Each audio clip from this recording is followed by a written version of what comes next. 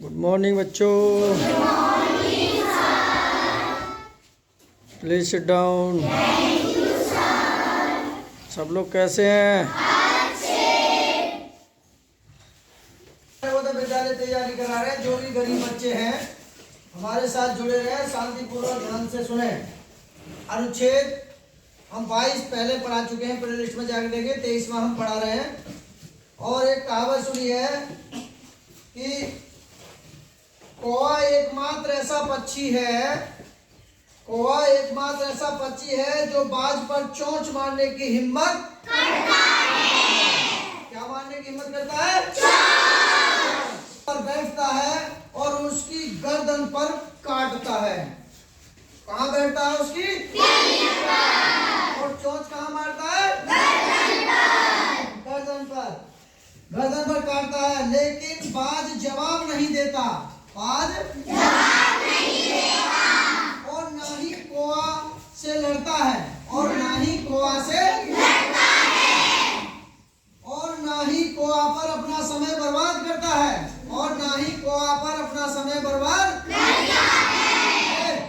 ये बोलते हैं समय बर्बाद करता है।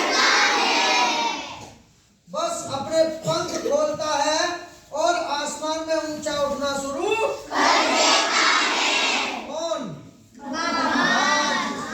बाज आसमान में ऊंचा उठना शुरू कर देता है।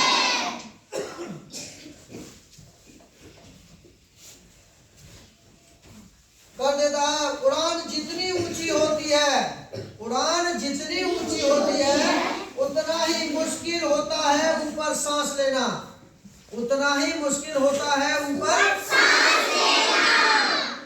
और फिर ऑक्सीजन की कमी के कारण कौवा गिर जाता है। फिर ऑक्सीजन की कमी के कारण कौवा गिर जाता है। कौवा के साथ अपना समय बर्बाद करना बंद करो। बस खुद ऊंचाइयों पर चले जाओ, अपने काम में लगे रहो। वैसे ही मिट जाओगे जैसे कौवा अपने आप में मिट कर, गिर कर, फिसल कर नीचे गिर गया था। इसीलिए अपने काम में लगे रहो और अपना समय बर्बाद मत करो। इसीलिए बाज ने अपना समय बर्बाद नहीं किया और अपनी ऊंचाइयों में उड़ान उड़ने में मन लगाता रहा, और इतनी ऊंचाइयों पर उड़ गया कि कौवा को उस बाज की पीठ पर बैठे रहना बहुत मुश्किल पड़ रहा था, क्योंकि वहां सांस नहीं मिल रही थी। ऑक्सीजन लेने में ऑक्सीजन नहीं मिल रही थी, इसको सांस लेने में परेशानी हो रही थी। तो कौवा बाज की पीठ पर से स्वतः ही धराशायी हो गया, गिर गया। ठीक उसी तरह से अपने काम में लगे रहो और समय बर्बाद करो। बाज ने अपना मन लगा करके बुलंदियों की ऊंचाइयों पर उड़ान भर ली और कौवा अपने आप में धराशायी हो गया। चलिए कुछ अनुच्छेद है, अब इससे पढ़ते हैं। कहानी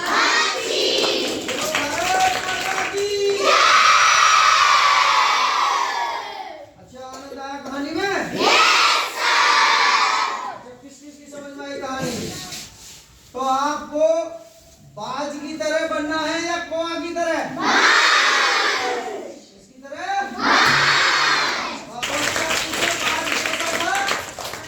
बाज ने क्या किया ऐसा? बाज की तरह कैसा बनना चाह रहे हो कुणाल? बताइए नहीं। बाज कैसा था? कैसे बाज की तरह बनना चाहते हो? कैसा था बाज? बाज की तरह ऊंचाई करना चाहते हैं। हाँ शाबाश, ताली बजाइए। हम बाज की तरफ बहुत सारी ऊंचाइयों को छूना बहुत अच्छे। चलिए अनुच्छेद पे आते हैं। विद्यालय प्रवेश परीक्षा विषय भाषा हिंदी, अनुच्छेद 23। MD अकेडमी वैसे हमारे चैनल का नाम है। ये हमारे व्हाट्सएप नंबर और कॉन्टैक्ट नंबर। अनुच्छेद है देखिए, 1831 से 1832 ईस्वी को कोल विद्रोह है। कौन सा विद्रोह था? कोल विद्रोह, जिसे ब्रिटिश शासन के विरुद्ध आदिवासियों का प्रथम आंदोलन भी कहा जाता है। कौन सा? आदिवासियों का प्रथम आंदोलन भी कहा जाता है। कहा जाता है कि नायक आदिवासी उराव बुद्धू भगत थे। आदिवासियों के उराव बुद्धू भगत थे। ये रांची जिले के, कौन से जिले के? रांची जिले के चानो थाना के शिलागाई गांव में, शिलागाई गांव के निवासी थे। शिलागाई गांव के निवासी थे।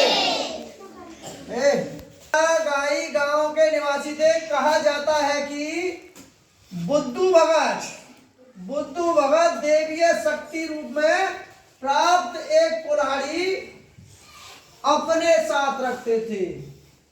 कुल्हाड़ी जो थी उनके पास, उसमें देवीय शक्ति थी। देवी, जो देवी देवता होते हैं, उनकी शक्ति थी कुल्हाड़ी के अंदर। उनकी सुरक्षा के लिए हर आदमी तत्पर रहता था। कौन की सुरक्षा के लिए? बुद्धू भगत। शाबाश। जनता का उनमें अटूट विश्वास था। जनता का उनमें अटूट विश्वास था। ब्रिटिश शासन ने बुद्धू भगत को जिंदा या मुर्दा पकड़ने के लिए 1000 रुपए का पुरस्कार की घोषणा कर दी। इतना खतरनाक वो बुद्धू भगत, जो सरकार को मजबूरन 1000 रुपए का पुरस्कार देकर उसको जिंदा हो या मुर्दा और पकड़ के लाओ घोषणा कर दी। इसका मतलब कुछ ना कुछ उसमें खासियत थी।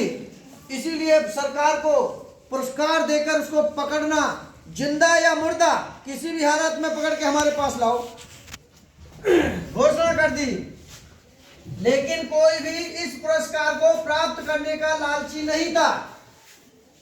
कोई आदमी पुरस्कार पाना नहीं चाहता था, लालची तो बनना चाहता। कोई भी इस पुरस्कार को प्राप्त करने का लालची नहीं था। लालच बुरी बला।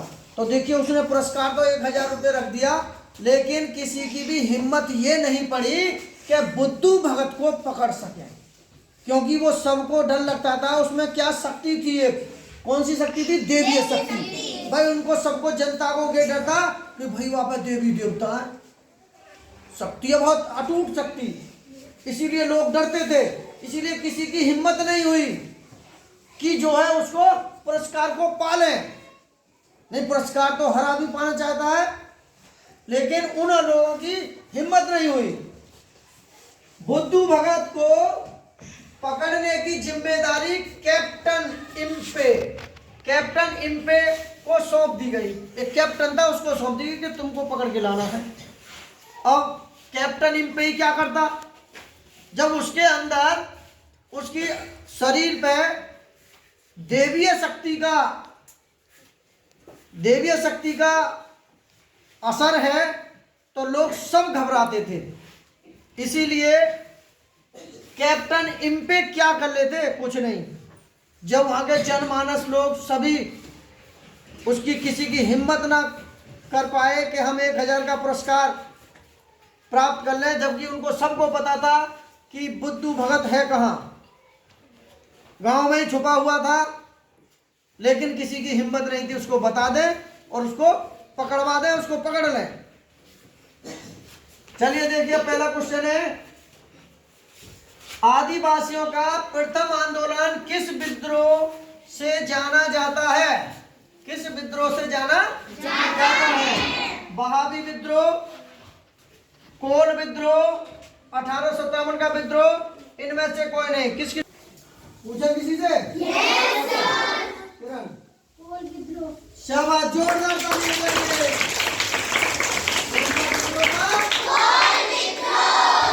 कोल विद्रोह, बिल्कुल विद्रोह नहीं, कोल विद्रोह एकदम राइट आंसर है बी। और 1857 का विद्रोह नहीं, इनमें से कोई ये भी नहीं। विद्रोह के नायक कौन थे? देखिए कितना बढ़िया सवाल है। कोल विद्रोह के नायक कौन थे? Number A Birsa Munda, number B Nelson Mandela, number C Buddhu Bhagat, number D इनमें से कोई नहीं। किस किस को पता? अभी पूछेंगे हम। इतने बच्चों को पता है? हाँ, बता बेटा तू। शाबाश, जोरदार ताली बजाइए। इसका जवाब से कौन कौन बच्चे सहमत हैं? हाँ बता, क्या है इसका राइट आंसर? बुद्धू भगत सही। चलिए ताली बजाइए, बहुत अच्छी। और देखिए इसका यानी कि बिरसा मुंडा नहीं, नेल्सन मंडेला नहीं, बुद्धू भगत इसका राइट आंसर है। सी, इनमें से कोई भी नहीं है। तीसरा क्वेश्चन, बुद्धू भगत कौन सा भगत? किस गांव के निवासी थे? गुमला गांव के निवासी थे, शिलागाई निवासी थे, शिलागाई गांव के निवासी थे, झिलागाई के थे, बिशुनपुरा के थे। कुलदीप बता। शिलागाई, जोरदार ताली बजाइए। कौन से गांव के थे? तो बता कौन से गांव के थे? हाँ मीरा। और किस किस को बता पीछे? हाँ बता चल। शिलागाई। किरण पीछे बता रहे? हाँ शाबाश, ताली बजाइए। नहीं, शिलागाई इसका राइट आंसर है बी। और झिलागाई नहीं, बिशुनपुरा नहीं, बिशुनपुर। चौथा क्वेश्चन, बुद्धू भगत को पकड़ने के लिए कितने रुपए का पुरस्कार रखा गया था? Number A 1000, number B 2000, number C 3000, number D 4000। नहीं, शाबाश,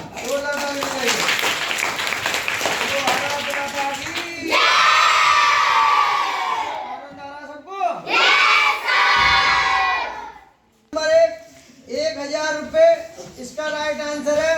ना 2000 है, ना 3000 है, ना 4000 है। ठीक है, इसका राइट आंसर है 1000।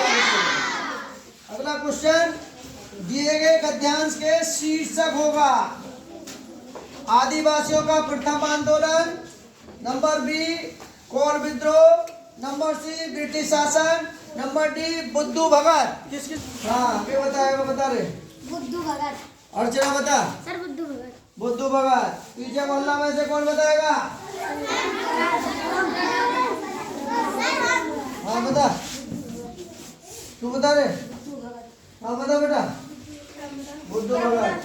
तू बता रहे? बुद्धू भगत। अरे जोर से बोल, जोर से। अरे तू बता बेटा। बुद्धू भगत के कौन कौन है? हाथ का बुद्धू भगत है, नीचे बैठ के हाथ का।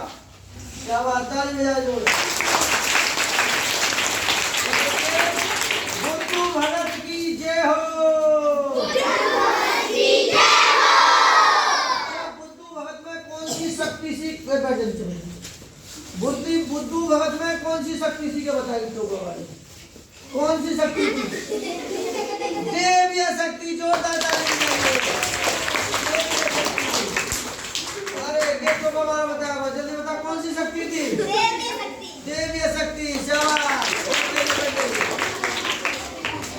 भाषा प्रथम आंदोलन नहीं, कोल विद्रोह नहीं, ब्रिटिश शासन नहीं, वो बुद्धू भगत। तो देखिए भाई, इस गद्यांश में बुद्धू भगत ने पूरा तहलका मचा रखा है।